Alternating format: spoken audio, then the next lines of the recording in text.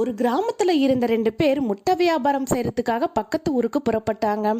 முதலாவது ஆள் வாங்கின முட்டைகளை போடுறதுக்காக 10 ரூபா செலவு பண்ணி ஒரு பெட்டியை வாங்கினான். ரெண்டாவது ஆளும் 10 ரூபா செலவு பண்ணி ஒரு பெட்டியை வாங்கினான். கூடவே 2 ரூபா கொடுத்து ஒரு பூட்டையும் சேர்த்து வாங்கினான். தண்டமா இந்த ரெண்டாவது ஆளு பூட்டை வாங்குறான்னு முதலாவது ஆளு மனசுக்குள்ளாரையே நினைச்சுக்கிட்டான். முட்டைகளை வாங்கிட்டு திரும்பி வரும்போது தாகமா இருந்தது.